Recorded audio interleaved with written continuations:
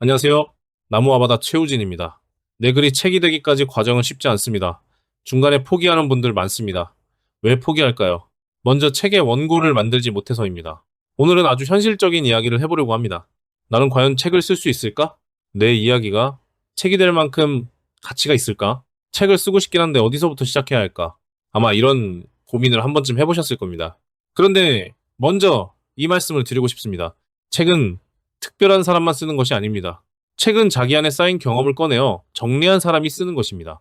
우리는 보통 책이라고 하면 대단한 지식, 엄청난 성공, 특별한 인생을 떠올립니다. 하지만 실제로 독자들이 읽고 싶어 하는 책은 꼭 거창한 이야기가 아닙니다. 오히려 이런 이야기입니다. 내가 10년 동안 현장에서 배운 것, 실패하면서 알게 된 것, 누군가에게 꼭 알려주고 싶은 것, 나처럼 헤매는 사람에게 전하고 싶은 조언, 내가 지나온 시간을 통해 얻은 작은 깨달음, 이런 것들이 모이면 한 권의 책이 됩니다. PPT 첫 장에서도 말하고 있듯이 책은 자신의 전문성을 브랜드 자산으로 바꾸는 가장 강력한 도구입니다. 경험이 있고 그 경험을 정리하고 그것을 출판이라는 형태로 완성하면 그때부터 책은 단순한 기록물이 아니라 나를 설명하는 명함이 됩니다. 예를 들어 10년 동안 한 분야에서 일한 사람이 있다고 해보겠습니다. 그 사람은 매일 비슷한 일을 반복했다고 생각할 수 있습니다. 하지만 외부 사람의 눈으로 보면 다릅니다. 10년 동안 쌓인 문제 해결 방식이 있습니다. 고객을 대하는 태도가 있습니다. 실패를 통해 배운 기준이 있습니다. 초보자에게는 보이지 않지만 숙련자에게는 보이는 감각이 있습니다. 그것이 바로 책의 재료입니다. 저도 직장을 다니던 시절 내 안의 경험이 뭐가 있을까 하고 고민하던 시절이 있었습니다. 과거를 돌아보고 겪어낸 일들을 정리하니 직장 생활 노하우라는 작은 원고가 만들어지더라고요. 누구나 10년 이상의 경험 속에는 책 한 권 분량의 이야기가 있습니다. 문제는 경험이 없는 것이 아니라 그것을 아직 책의 언어로 정리하지 않았을 뿐입니다. 책을 쓰면 좋은 점은 단지 작가가 된다는 데서 끝나지 않습니다. 책은 강의가 될 수 있습니다. 컨설팅의 기반이 될 수 있습니다. 블로그, 유튜브, 뉴스레터, 콘텐츠의 중심이 될 수 있습니다. 또 하나의 브랜드가 될 수 있습니다. 그러니까 책 쓰기는 글쓰기만의 문제가 아닙니다. 책 쓰기는 나의 경험을 정리하고 나의 전문성을 세상에 보여주고 앞으로의 일을 확장하는 출발점입니다. 그렇다면 책을 쓰려면 가장 먼저 무엇을 해야 할까요? 바로 목차를 세워야 합니다. 좋은 책은 좋은 목차에서 시작됩니다. 목차는 단순히 제목을 나열한 것이 아닙니다. 목차는 책의 설계도입니다. 목차 없이 글을 쓰는 것은 설계도 없이 집을 짓는 것과 같습니다. 처음에는 어떻게든 벽을 세우는 것처럼 보일 수 있습니다. 하지만 조금 쓰다 보면 방향이 흔들립니다. 앞에서 한 이야기를 뒤에서 또 하게 됩니다. 중요한 이야기는 빠지고 덜 중요한 이야기가 길어집니다. 결국 글이 쌓이기는 하는데 책이 되지는 않습니다. 그래서 책을 쓰기 전에 반드시 목차를 먼저 잡아야 합니다. 목차를 잡을 때는 순서가 있습니다. 첫째, 주제를 정합니다. 내가 이 책에서 무엇을 말하고 싶은지 정해야 합니다. 예를 들어 자서전 쓰기라는 큰 주제가 있다면 조금 더 구체화해야 합니다.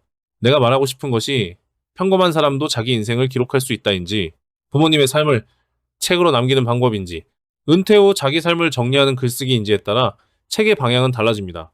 둘째, 핵심 메시지 3개를 뽑습니다. 책 한 권에는 수많은 이야기가 들어가지만 결국 독자의 마음에 남아야 할 메시지는 몇 개로 압축되어야 합니다. 예를 들면 이런 식입니다. 당신의 삶은 기록될 가치가 있다. 좋은 글은 특별한 문장보다 진솔한 기억에서 나온다. 책은 한 사람의 삶을 가족과 후손에게 남기는 가장 오래가는 방식이다. 이렇게 핵심 메시지 3개가 정리되면 책의 중심이 흔들리지 않습니다. 셋째, 챕터를 구성합니다. 보통 한 권의 책은 7개에서 10개 정도의 큰 장으로 나누면 좋습니다. 너무 적으면 내용이 빈약해 보이고 너무 많으면 독자가 길을 잃습니다. 넷째, 각 챕터 안에 소제목을 배치합니다. 소제목은 독자가 책을 따라오게 만드는 작은 이정표입니다. 소제목만 읽어도 책의 흐름이 보여야 합니다. PPT에서도 목차를 먼저 완성하면 전체 집필 시간의 40%를 절약할 수 있다고 말합니다. 이 말은 정말 중요합니다. 많은 분들이 빨리 본문을 쓰고 싶어 합니다. 하지만 목차 없이 시작하면 오히려 더 오래 걸립니다. 반대로 목차가 있으면 오늘 무엇을 써야 할지 분명해집니다. 글쓰기가 막막한 일이 아니라 정해진 칸을 하나씩 채워가는 일이 됩니다. 그래서 책 쓰기는 영감보다 설계가 중요합니다. 생각나는 대로 쓰는 것이 아니라 독자의 여정을 설계하듯 구성해야 합니다. 자, 이제 목차가 세워졌다면 다음 단계는 무엇일까요? 이제 써야 합니다. 그런데 여기서 많은 분들이 멈춥니다. 왜냐하면 완벽하게 쓰려고 하기 때문입니다. 첫 문장부터 멋있어야 할 것 같고 문장이 어색하면 안 될 것 같고 한 번 쓴 글이 바로 책처럼 보여야 할 것 같습니다. 하지만 책 쓰기에서 가장 위험한 생각이 바로 이것입니다. 완벽하게 쓰겠다. 완벽하게 쓰겠다는 생각은 오히려 글쓰기를 멈추게 만듭니다. 초고는 완벽할 필요가 없습니다. 초고는 다듬기 위해 존재합니다. PPT에서는 하루 30분, A사 한 장 분량만 써도 90일이면 원고가 완성된다고 설명합니다.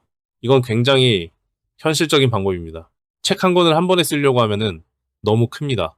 하지만 하루 30분은 할 수 있습니다. 쓸 수 있습니다. 오늘 하나의 소제목에 대해 내 생각을 적는 것은 할 수 있습니다. 그렇게 하루가 쌓이면 일주일이 되고, 일주일이 쌓이면 한 달이 되고, 90일이 지나면 한 권의 초고가 됩니다. 책 쓰기는 폭발적인 재능보다 지속하는 힘이 더 중요합니다. 매일 조금씩 쓰는 사람이 결국 원고를 완성합니다. 여기서 중요한 것은 글의 질보다 글의 양을 먼저 확보하는 것입니다. 초고 단계에서는 일단 써야 합니다.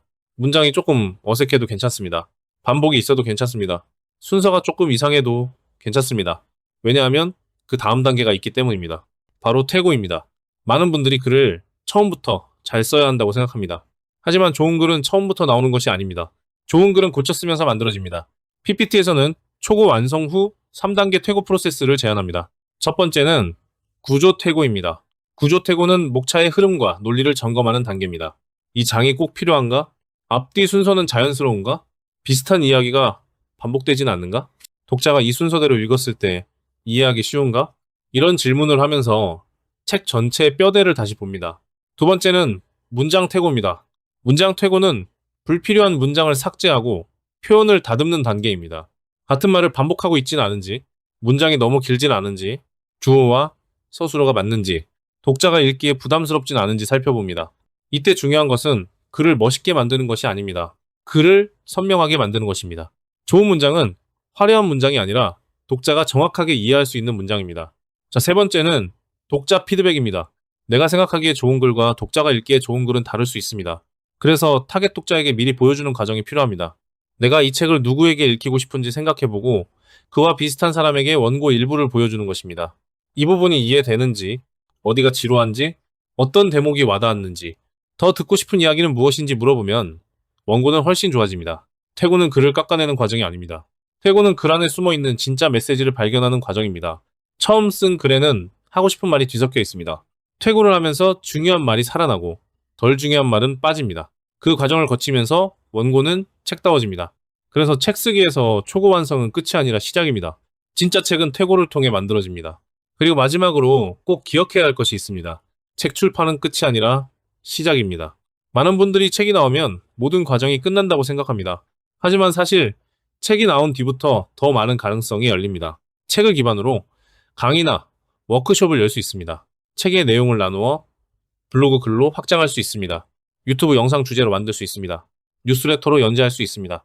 전문 분야의 컨설팅으로 연결할 수 있습니다. 후속작을 쓰면서 시리즈로 확장할 수도 있습니다. 책 한 권은 그 자체로 끝나는 상품이 아닙니다. 책 한 권은 비즈니스 파이프라인의 시작점입니다. 예를 들어 책의 한 챕터는 강의 한 회차가 될 수 있습니다. 책 속 사례 하나는 블로그 글 하나가 될 수 있습니다. 책의 핵심 메시지는 유튜브 영상의 주제가 될 수 있습니다. 독자들이 자주 묻는 질문은 후속 콘텐츠가 될 수 있습니다. 그러니까 책을 쓴다는 것은 단지 종이책 한 권을 만드는 일이 아닙니다. 내가 가진 경험과 전문성을 여러 콘텐츠로 확장할 수 있는 중심축을 만드는 일입니다. 오늘 이야기를 정리해 보겠습니다. 첫째, 책은 특별한 사람만 쓰는 것이 아닙니다. 누구나 10년 이상의 경험 속에는 책 한 권 분량의 이야기가 있습니다. 둘째, 책 쓰기는 목차에서 시작됩니다. 목차는 책의 설계도입니다. 목차가 분명해야 원고도 흔들리지 않습니다. 셋째, 완벽보다 완성이 먼저입니다. 하루 30분, A4 한 장씩 써도 90일이면 초고가 완성됩니다. 넷째, 좋은 글은 처음부터 쓰는 것이 아니라 고쳐 쓰면서 완성됩니다. 구조 태고, 문장 태고, 독자 피드백을 거치면서 원고는 책다워집니다. 다섯째, 출판은 끝이 아니라 시작입니다. 책은 강의, 컨텐츠, 컨설팅, 후속작으로 확장될 수 있는 브랜드 자산입니다. 여러분이 지금까지 살아오며 쌓아온 경험은 사라지지 않았습니다. 다만 아직 정리되지 않았을 뿐입니다. 누군가에게는 여러분이 너무 당연하게 생각하는 경험이 꼭 필요한 지식일 수 있습니다. 누군가에게는 여러분의 실패담이 큰 위로가 될 수 있습니다. 누군가에게는 여러분의 노하우가 시간을 줄여주는 길잡이가 될 수 있습니다. 책은 바로 그 경험을 세상에 건네는 방식입니다. 오늘 이 시간을 계기로 이렇게 생각해 보셨으면 좋겠습니다. 내가 책을 쓸 수 있을까가 아니라 내 안에 어떤 경험을 책으로 정리해 볼까? 책 쓰기는 거창한 도전이 아닙니다. 내 삶을 다시 읽고 내 경험을 정리하고 누군가에게 도움이 되는 언어로 바꾸는 과정입니다. 나무와 바다는 그 과정을 함께합니다. 목차를 세우는 일부터 초고를 쓰는 일, 퇴고와 피드백, 그리고 출판 이후의 확장까지 함께 고민합니다. 여러분의 경험은 이미 충분히 가치 있습니다. 이제 그 경험을 한 권의 책으로 꺼내는 일만 남았습니다. 출판과 책 쓰기에 관한 궁금증은 댓글이나 이메일로 남겨주시면 확인 후 연락드리겠습니다. 감사합니다.